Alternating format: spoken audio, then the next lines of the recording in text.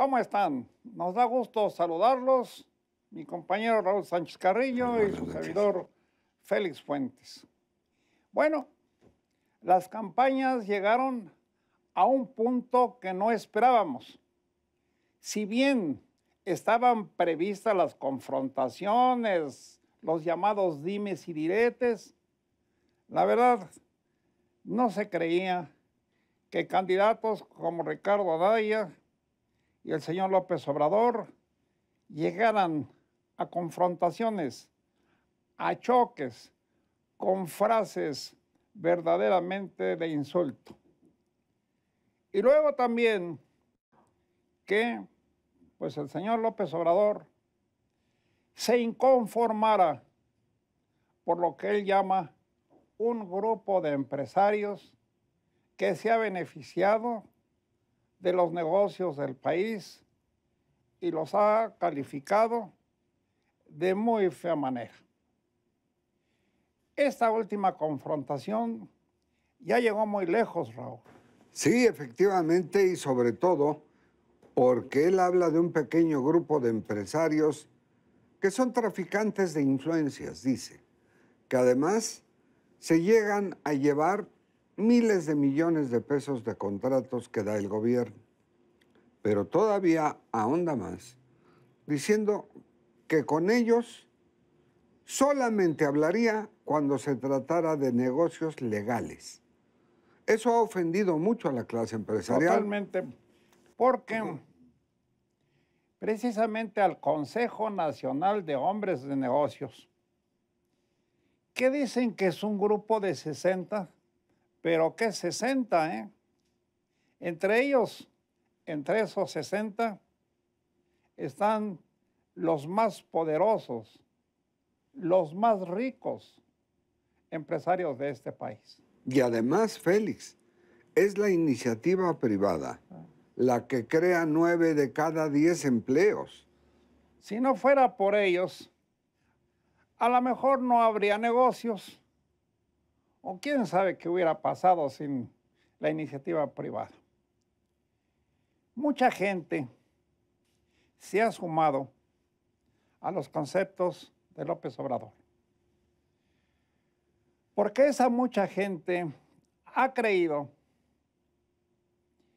que López Obrador se va a convertir en otro presidente como el de Venezuela, como el señor Maduro.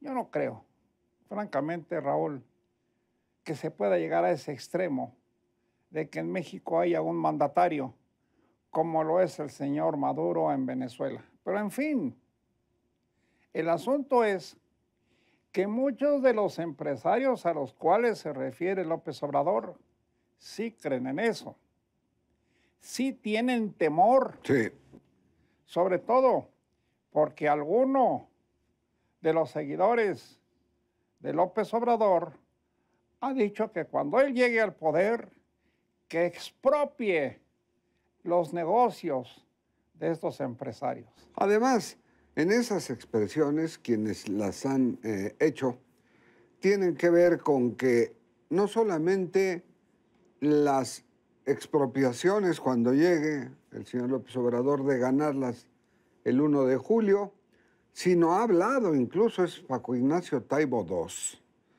de fusilar en un cerro de las Campanas a quienes son los traidores de la patria. Como si todavía... ¿Quién le da? Bueno, ¿quién es Paco Ignacio Taibo II? Para empezar es el segundo, porque el primero ya descansa, pero se abroga una personalidad con esas amenazas. Luego hay que estarlo disculpando. No, él no es más que un intelectual. No, lo que diga él no cuenta. Pero ya lo dijo. Después se quiso hacer una alianza en contra de López Obrador. Tenemos la versión de que el grupo o el Consejo Nacional de Hombres de Negocios se entrevistó con Ricardo Anaya, el que encabeza un frente político, para proponerle una alianza con el PRI, pero sin José Antonio Meade. Y eso fue rechazado. Bueno, primero fue aceptado por el mismo Ricardo Anaya, pero cuando ya la propuesta llegó al más alto nivel del gobierno, hubo un rechazo total y se dijo, por ahí no vamos. Así se le dijo a los empresarios.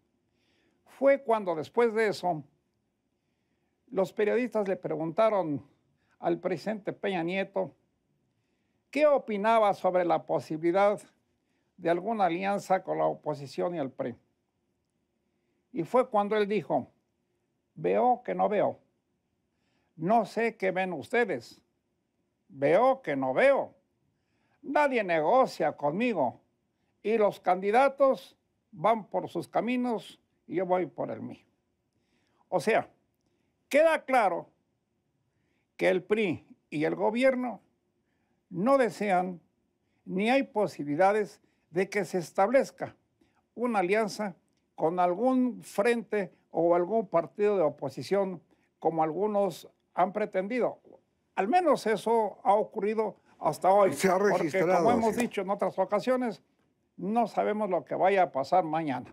Y por lo mismo también decimos que si López Obrador le pega o critica muy fuerte a los empresarios, pues muy pronto retrocedió porque él dijo que los empresarios son sus adversarios, no son sus enemigos. Bueno, pues ustedes saquen la diferencia que hay entre adversarios y enemigos y hasta dónde se puede llegar en ese sentido. Y además, los empresarios, pocas veces, hay que decirlo, se ve un desplegado a dos planas donde viene un texto de los empresarios de todo el país y de todos los niveles.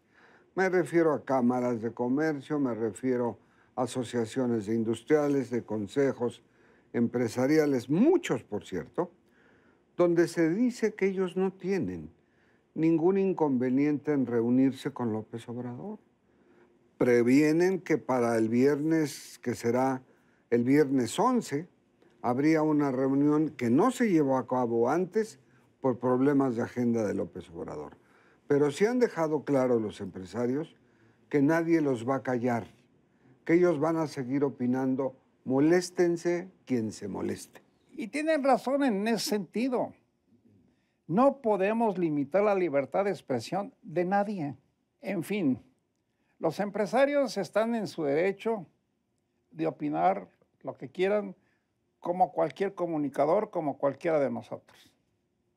Y los candidatos presidenciales también están en su derecho de decir lo que les venga en gana.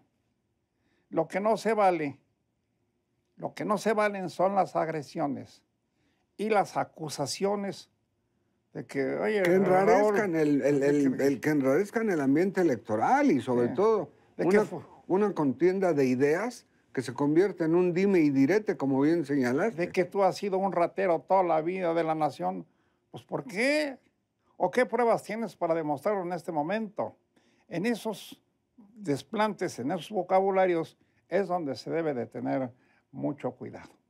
Pero no se ha terminado esto, pero tampoco esperábamos llegar a tanto. No, ha habido una cresta de interés de lo que viene a ser en esta campaña, como nunca en las que hemos visto y vivido y cubierto, algo similar.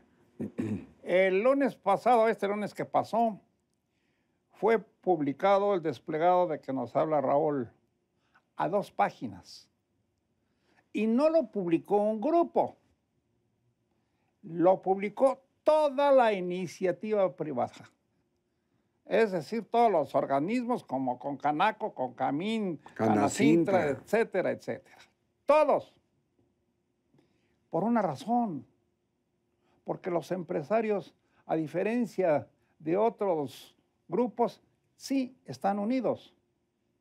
Y cuando se le pega a uno de sus grupos o de alguna de sus gentes, se reúnen y se unen para dar respuesta.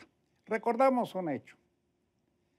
Cuando En 1976, el presidente de la República, Echeverría, la emprendió fuerte contra el grupo de Monterrey.